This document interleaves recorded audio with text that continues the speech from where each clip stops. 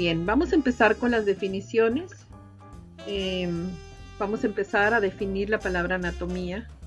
Y como toda palabra proviene de raíces, prefijos, sufijos grecolatinos, en este caso proviene del griego, en donde la palabra aná, del griego aná, significa a través y tomé, de cortar.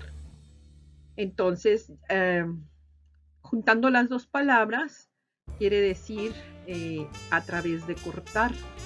¿A qué se refiere esto? Bueno, pues esto tiene una historia muy antigua, por allá por los años 1400, 1500, los primeros anatomistas que empezaron a hacer ilustraciones sobre la anatomía del cuerpo humano, no tenían otra forma como hacerlo más que abriendo el cuerpo con un corte de un bisturí.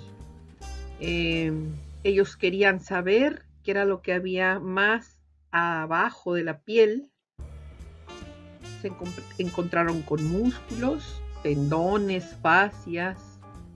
Se fueron más profundo, vieron los huesos y entraron a las cavidades y conocieron todos los órganos que forman parte de nuestro organismo.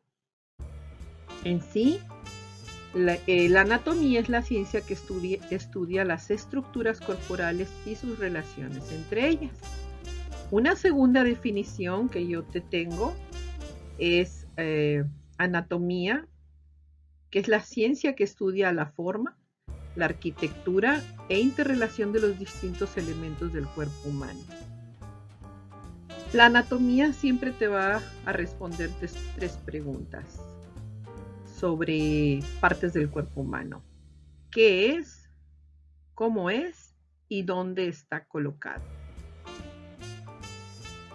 La morfología humana es la disciplina que estudia el origen y el desarrollo del ser humano a partir de una célula, la forma como se van organizando las células para formar distintos tejidos, y eso se conoce como histogénesis, en donde la palabra histo significa tejido y génesis es formación o generación de, y los diferentes órganos. La palabra organogénesis significa formación de los órganos. Disculpen a mi perrita, es una chihuahuita muy ladradora. Bien. En esta diapositiva se miran las subdisciplinas de la anatomía, en donde vamos a tener la embriología, que va a estudiar las ciencias que generan las estructuras que se van a generar desde la fecundación del óvulo hasta la 8ª semana en el útero. La segunda es anatomía del desarrollo, que va a estudiar las estructuras que surgen desde la fecundación del óvulo hasta la forma adulta. O sea, es el seguimiento de la embriología, es la anatomía del desarrollo. La citología, aquí también tenemos una palabra que puede formar parte de un glosario que sería muy conveniente que hicieras, en donde la palabra cito significa célula y logía significa estudio o tratado. Entonces, ya juntando la palabra, es el estudio de la estructura química y microscópica de las células. Tenemos la histología, que estudia las estructuras microscópicas de los tejidos. Tenemos la anatomía general, empezamos con las anatomías. Anatomía general estudia las estructuras que se pueden examinar sin el microscopio, o sea, a simple vista. Está la anatomía sistémica, que estudia las estructuras de sistemas y aparatos específicos del cuerpo, como por ponerte un ejemplo, el sistema nervioso, el aparato respiratorio, el aparato digestivo, el sistema circulatorio, etc. La anatomía regional nos va a estudiar las regiones del cuerpo humano específicamente. O sea, una parte. Vamos a estudiar la cabeza o vamos a estudiar otra región, el tórax, otra región, el tronco del cuerpo, otra región, las extremidades superiores o inferiores. La anatomía radiográfica estudia las estructuras del cuerpo que se pueden ver con rayos X. Y la anatomía patológica va a estudiar los cambios estructurales macro y microscópicos relacionados con la enfermedad.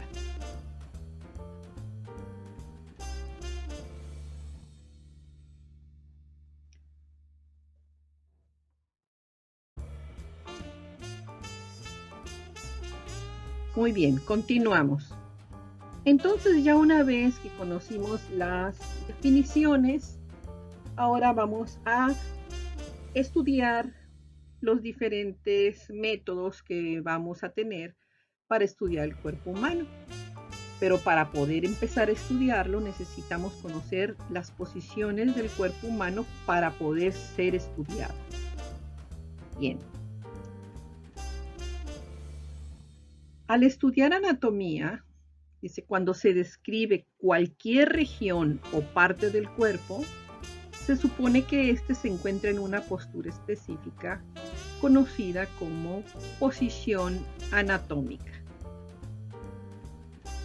La posición anatómica es así como estás viendo la imagen, en donde tenemos a un paciente, a un sujeto, a un hombre. Vamos a decir paciente, porque ya van a ser nuestros pacientes, todas estas figuras.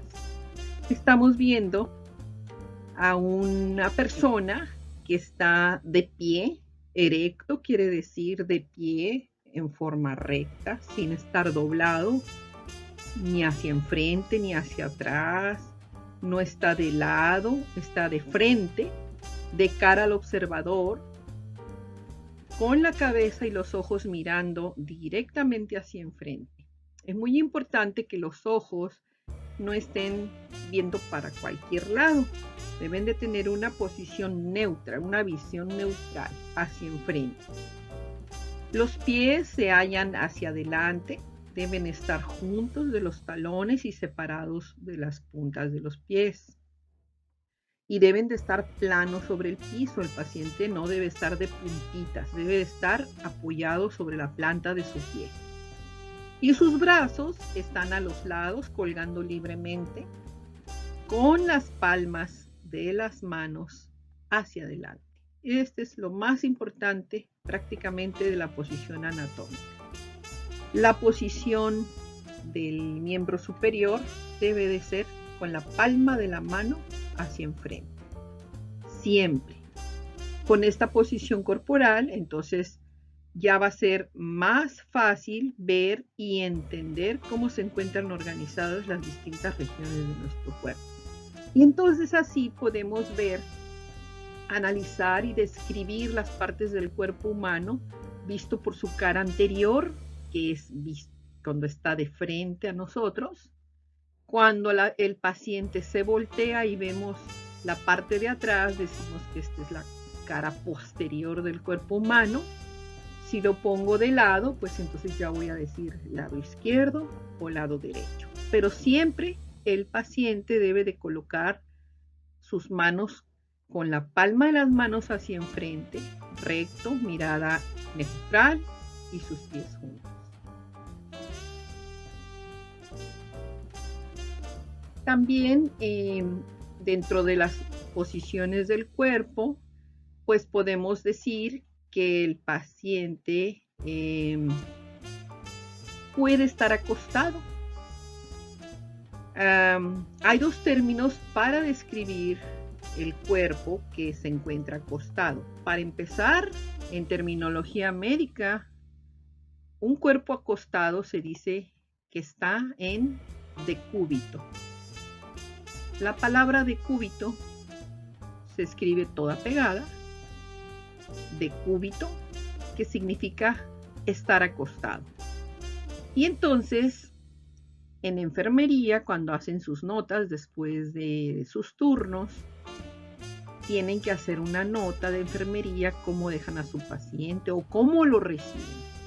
Dejo o recibo paciente en su unidad, o sea, en su cama, en decúbito, ya estoy diciendo que está acostado, pero también tengo que especificar si está boca arriba o si está boca abajo.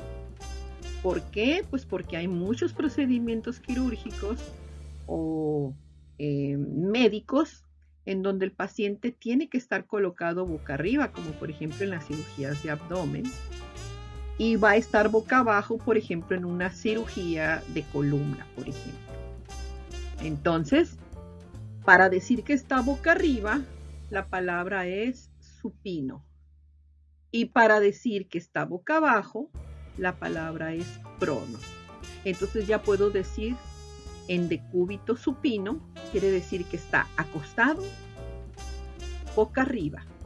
Y si digo en decúbito prono, voy a decir está acostado boca abajo. Bueno, esto es con la posición del cuerpo acostado. Ahora vamos a ver los nombres de las regiones del cuerpo humano. Es importante, ya que vas a empezar a estudiar ciencias de la salud, que sepas exactamente cuál es el nombre de las regiones del cuerpo.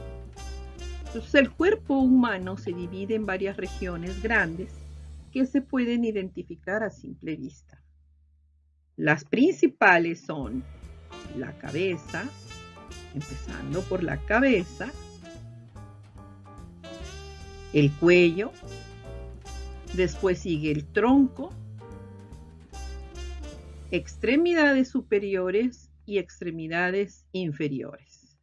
Aquí en el dibujito que tenemos a un lado, estamos viendo que la cabeza está demarcada y tiene aquí una llavecita, en donde me está indicando que la cabeza va a constar de cráneo y cara. El cráneo encierra y protege el cerebro y la cara es la porción anterior o frente o parte frontal de la cabeza. Comprende ojos, nariz, boca, frente, mejillas y mentón. Fíjate nada más, para describir la cabeza, tenemos que describir todo lo que contiene la cabeza.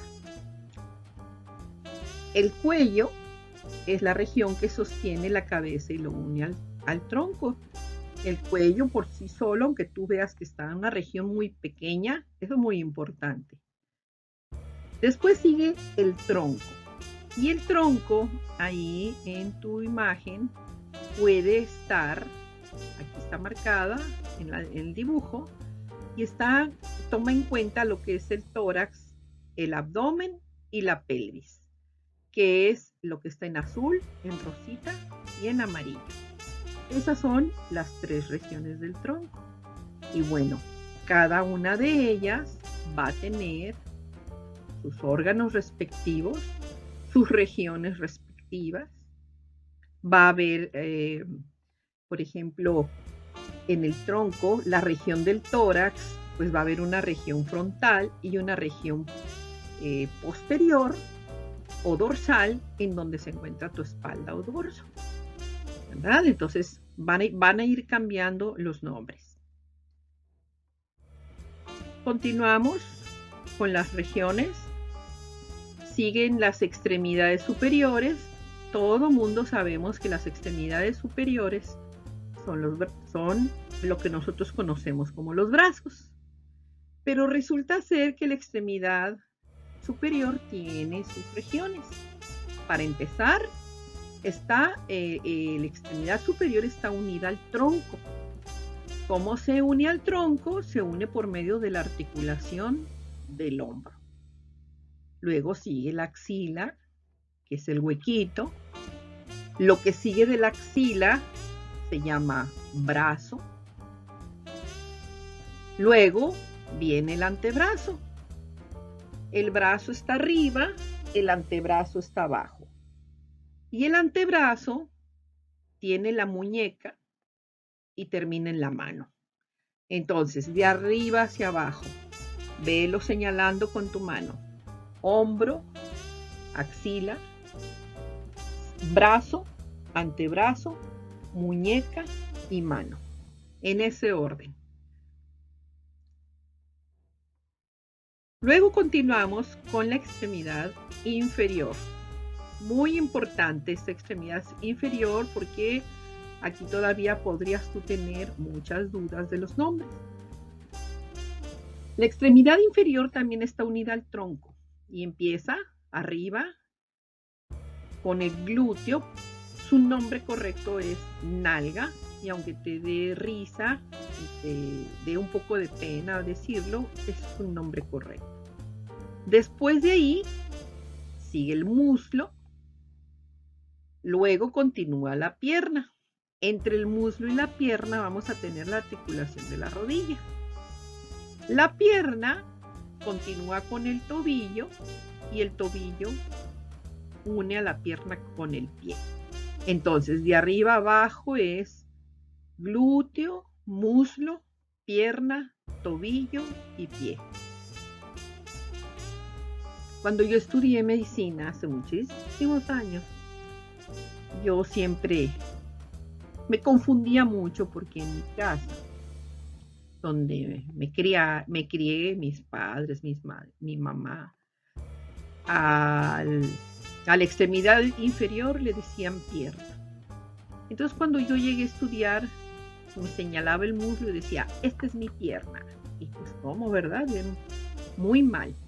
Entonces, me acuerdo que el profesor de anatomía me dijo, es como en el pollo. En el pollo, cuando comemos pollo, sabemos muy bien cuál es el muslo y cuál es la piernita. Y en el ser humano también tenemos muslo y pierna.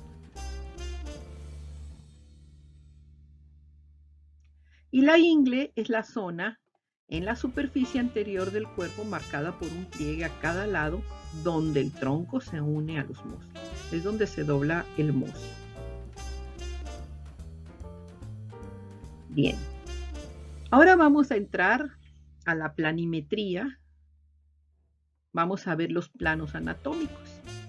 Estos planos anatómicos colocan el cuerpo humano en el espacio en las 3 dimensiones y nos sirven para estudiar el cuerpo humano.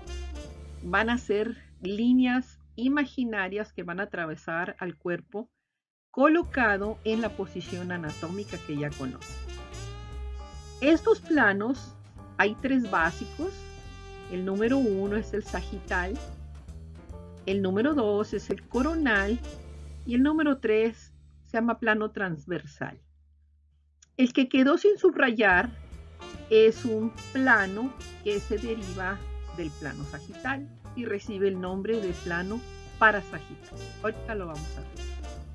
En la imagen estamos viendo una paciente en posición anatómica, tiene las palmas de las manos hacia enfrente y tiene trazadas unas líneas imaginarias. Trata de encontrar el plano sagital. Sí, fíjate cómo atraviesa. Nos va a dividir el plano coronal. Mira qué diferente es respecto al sagital. Y aquí estamos viendo el plano transversal. Sigue la flechita para que sepas cuál es. Bien, vamos a analizarlos. Empezamos con el plano sagital. Aquí vemos al paciente en posición anatómica, con las palmas de las manos hacia. Muy bien, lo dijiste correcto. Es un plano vertical, o sea, está paradito de arriba a abajo. Va a dividir el cuerpo en mitades, una mitad derecha y una izquierda. Entonces nos va a permitir decir que algunos elementos están en línea media, como es el dorso de tu nariz, el ombligo. Y entonces ahora sí, ya podemos saber cuál es la mitad izquierda y cuál es la derecha. El plano parasagital, te dije hace rato, que se deriva del plano sagital que acabamos de ver. Entonces vamos a localizar primeramente el plano sagital El plano medio o sagital es este. Entonces síguelo, este es el principal, aquí lo vemos, nos divide en mitad izquierda y derecha. El parasagital va a dividir la mitad derecha o la mitad izquierda en varias mitades izquierdas y derechas a su vez. Entonces, si te fijas, este que está aquí, lo estoy marcando de amarillo, está haciendo división en la mitad del lado derecho del paciente. Luego estamos viendo aquí en la mano que también está haciendo una división a su vez de la mano derecha, la está dividiendo en dos e igual el pie. Entonces, esa es la función del plano parasagital. Primeramente, el sagital nos tiene que dividir a la mitad para que pueda llegar el parasagital a hacer sus divisiones. El plano transversal es un plano horizontal, quiere decir que no va a ser de arriba a abajo, sino que va a estar transverso. Es perpendicular a los otros dos planos. Y si te fijas, nos va a hacer una división del cuerpo en dos mitades. La mitad de arriba y la de abajo. Pero no podemos decir así. Si ya vamos a empezar a estudiar ciencias de la salud, tenemos que cambiar nuestro vocabulario.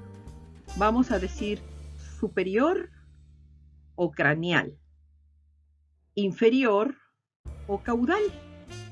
La palabra craneal y la palabra caudal, aplicamos esta terminología cuando hacemos estudio de embriología. Cuando somos embriones, tenemos una etapa en donde tenemos una cabeza muy grande y tenemos una colita. Y entonces se dice pues que en la extremidad craneal del embrión se formó esta estructura X y Y. Y luego hacia la región caudal, o sea, y en el embrión craneal es arriba y caudal es abajo. La palabra cauda significa cola, o sea, la parte de abajo. El siguiente plano es el plano coronal. Y este plano coronal, al igual que el sagital, es vertical, nada más que es perpendicular al sagital. Fíjate por dónde pasa la línea y entonces nos va a dividir el cuerpo en dos partes, la parte de enfrente y la parte de atrás, pero ya no podemos decirlo así. Enfrente se dice anterior, frontal o ventral. Ventral se refiere al vientre. El vientre es el abdomen, o sea, tu estómago, tu pancita. Y la otra mitad es atrás, o sea, posterior, y también se le puede decir dorsal. La palabra dorsal viene de dorso o espalda. Entonces, como nuestra espalda la tenemos en la parte posterior, por eso se llama dorsal. Una vez que tenemos nuestros planos, ya conocemos hacia dónde se enfrente, atrás, arriba, abajo, atrás, adelante, izquierda, derecha, todas las direcciones que tú gustes y mandes, pues ya podemos saber. Anterior y posterior, pues antes decíamos enfrente y atrás. Superior e inferior, antes decíamos arriba y abajo. Craneal y caudal, craneal es hacia la cabeza y caudal es hacia la cola. Y dijimos que esa terminología se iba a utilizar en embriología para referirnos a la forma del embrión. Proximal y distal. Proximal es cerca del tronco, distal alejado del tronco. Por ponerte un ejemplo, en tu extremidad superior, el brazo es proximal al tronco y el antebrazo es distal al tronco. Frontal y dorsal es como si dijéramos anterior y posterior. Frontal es enfrente, enfrente de, y dorsal es detrás de.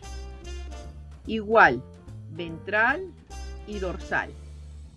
Todos estos tres que están aquí, se pueden decir son lo mismo, pero los podemos acomodar en diferentes formas de explicar, ¿no? Anterior es igual que frontal y ventral. Posterior es igual que dorsal.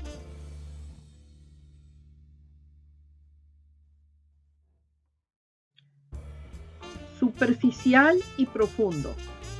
Superficial es encima de o más arriba que, y profundo es más abajo que. Te puedo poner un ejemplo cuando estemos describiendo los músculos. Ya vamos a llegar ahí en un momento. Vamos a decir que del grupo de los glúteos, que son 3, el que está abajito de la piel, el glúteo mayor, es superficial. Abajo de él está el glúteo medio y hasta adentro está el glúteo menor. Entonces el glúteo menor es profundo. Entonces esto es por capas. Y finalmente, interno y externo, pues interno es adentro de y externo fuera de. Bueno, están apareciendo muchas palabras que vas a necesitar hacer un poquito más de investigación para que te queden claros los términos.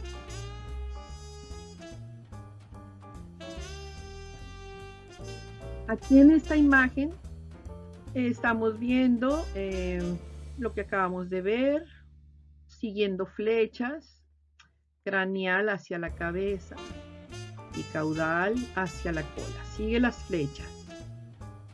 Proximal, aquí está proximal, mira la flecha que va hacia arriba, hacia el tronco, cerca del tronco, y distal, alejado del tronco. ¿Cuál es el tronco? El tronco pues es esto. Luego aquí estamos viendo dorsal y ventral, que es la parte de aquí atrás. Estamos viendo anterior, que es hacia enfrente, y posterior hacia atrás. Y luego hay otras donde se le traza una línea media al puro tronco a través de la línea media natural de nuestro cuerpo. Ay, qué fea línea hice yo. Que es la columna vertebral. Y entonces, lo que se acerca a la columna vertebral se llama medial y lo que se aleja se llama lateral. Y entonces ya podemos decir lateral izquierdo o lateral derecho. Hay otros términos, como por ejemplo, ahorita te los voy a marcar, nada más necesito dejar limpia esta diapositiva.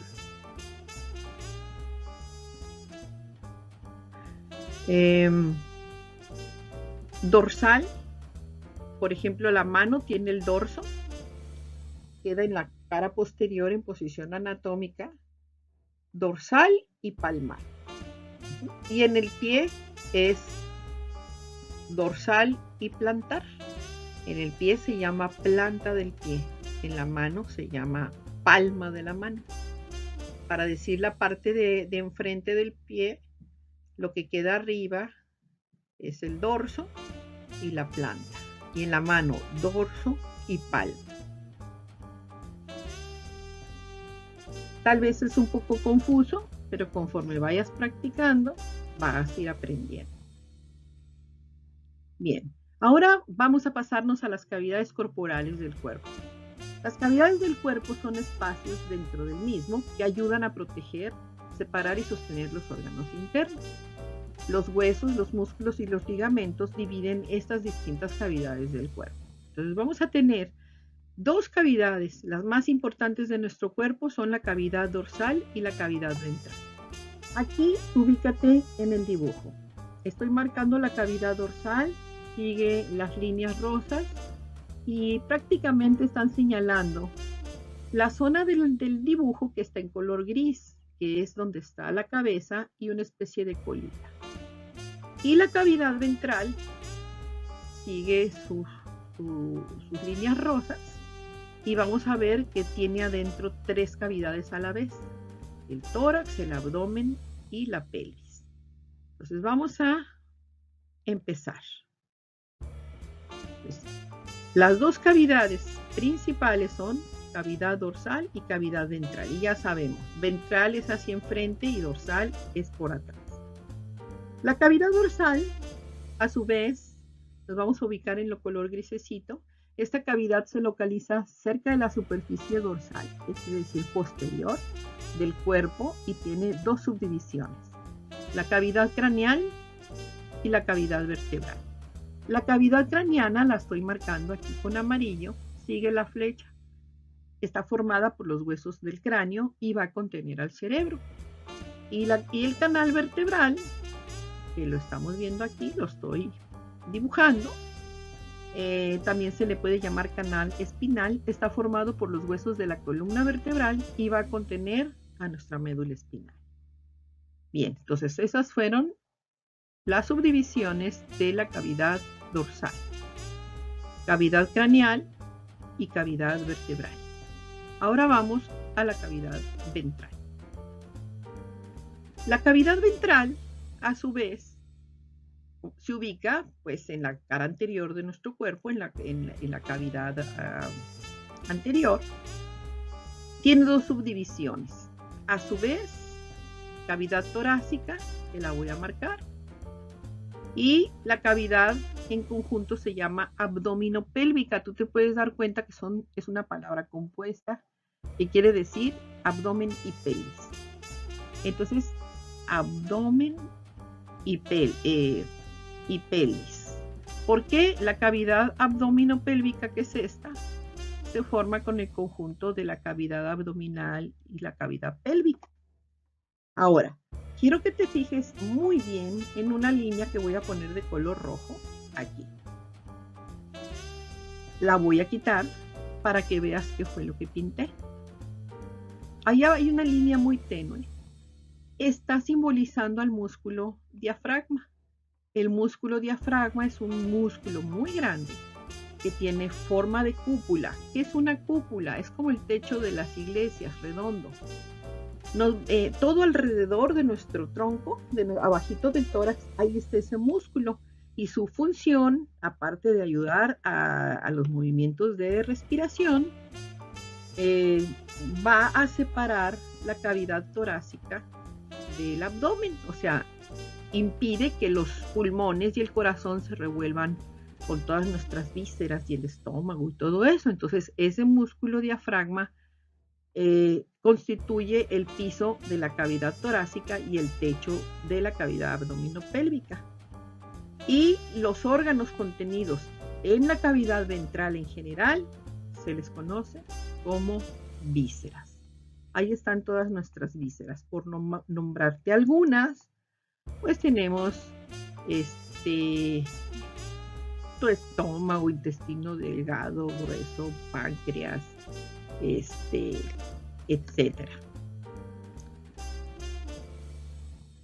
La cavidad torácica, que pertenece a la cavidad ventral, aquí está, se encuentra rodeada por las costillas, los músculos pectorales, el hueso que une a las costillas por enfrente se llama esternón, y la porción torácica de la columna vertebral por atrás.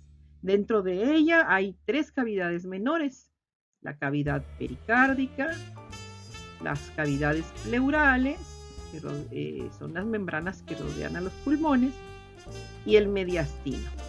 Entonces son 3 cavidades muy importantes a la hora de que se te vaya a preguntar en un examen. Las cavidades torácicas son la cavidad pericárdica, las cavidades pleurales y el mediastino. Luego, la cavidad abdominopélvica va desde el diafragma hasta las ingles. Fíjate nada más. Y se divide en 2 partes: la cavidad abdominal, que es la que está arriba, y la cavidad pélvica, que es la que está abajo. Ahora, fíjate que yo voy a poner una marca en color azul en el dibujo. Aquí la estoy señalando. Ahora la voy a retirar y observa que queda una línea punteada blanca muy clarita. esa línea está haciendo la división entre la cavidad abdominal y la cavidad pélvica. Pero es una línea imaginaria. Allí no hay ningún músculo como el diafragma haciendo una división. Esto es nada más una línea imaginaria. La cavidad pélvica pues aloja órganos pélvicos y la cavidad abdominal pues los órganos abdominales.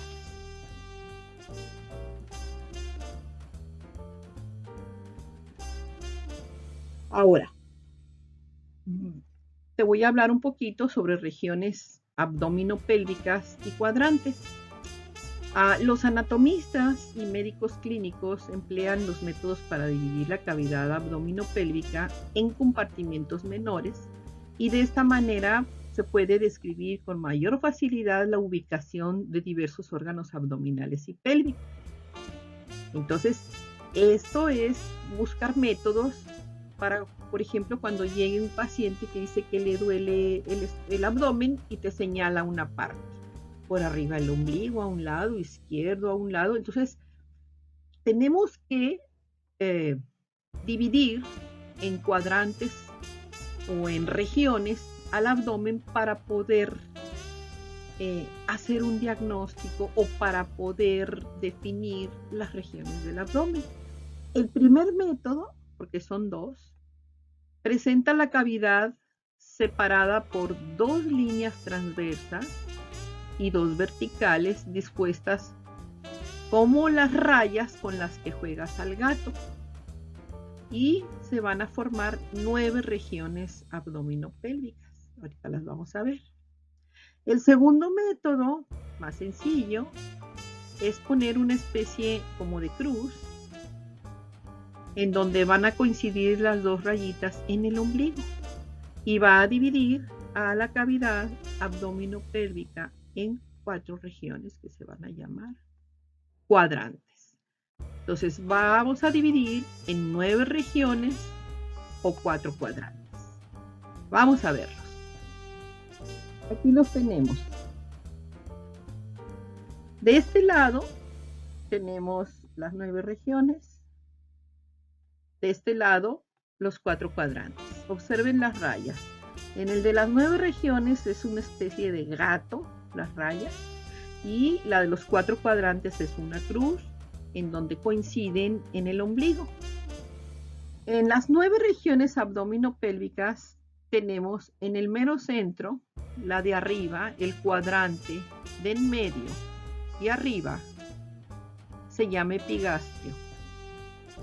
El que sigue, mesogastrio o región umbilical porque coincide con el ombligo, y la que está abajo, hipogastrio.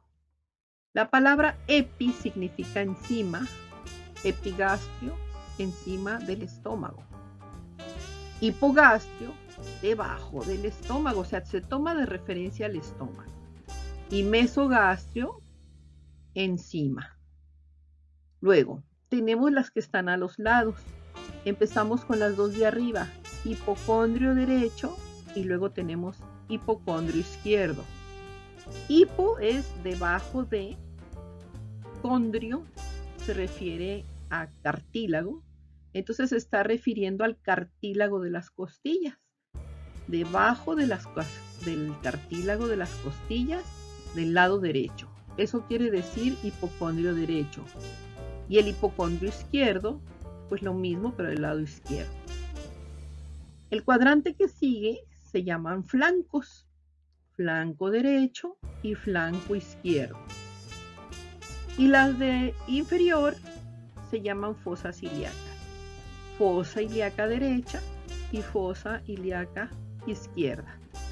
Entonces, si tú miras un poquito más profundo tu mirada, vas a ver que hay imagen de las vísceras, o sea, de los órganos que tenemos dentro de la cavidad abdominopélvica. Y entonces, imagínate cuando duele, por ejemplo, que trae dolor de apéndice, pues después ya que sepas un poquito más de anatomía, tú vas a saber que el apéndice se encuentra aquí, en esta región que se llama ciego, y aquí está el apéndice, que es como una viborita, un gusanito. Y entonces ahí empieza Llega el paciente, le duele esa zona, pero le duele toda esta zona. Así. Entonces llega señalando que le duele toda esa zona, hay que revisar, debemos de saber anatomía para poder orientarnos para hacer un diagnóstico. O de repente llega un paciente que estás en urgencias y de repente lo asaltaron, le picaron con un desarmador, un cuchillo, algo, y aquí tenía, a ver dónde tenía, y aquí, pum, en esa zona tenía el piquete, y se llega el paciente doblado de lado, y allí trae el piquete. Entonces tú tienes que describir en tu nota: recibo paciente con una herida punzocortante en la región, y ya te tienes que acordar qué región, flanco izquierdo, más, y entonces el doctor que va a recibirlo ya se va a orientar: oiga doctor, le tienes que llamar, el paciente llegó con una herida en esta zona, y ya le tienes tú que decir y te tienes que orientar perfectamente para no confundir al personal que va a trabajar contigo. Del otro lado tenemos los 4 cuadrantes abdominopélvicos, en donde pues es más general, se divide en 4 cuadrantes, 2 superiores y 2 inferiores, y ya les vas a poner tú el nombre: superior derecho, superior izquierdo, inferior derecho, inferior izquierdo. Pero es más específico el de las 9 regiones para ser indicativo de dónde se encuentra la lesión, o te dicen tiene que hacer una curación en el hipogastrio, ya tienes que saber dónde tiene la herida, buscas el hipogastrio y dices, ok, no vayas a destapar al paciente y le andes buscando la herida por la espalda, ¿verdad? Muy bien, creo que hasta ahí llegó la clase. Espero que hayas aprendido mucho y pues nos vemos en la siguiente clase. Es todo por hoy.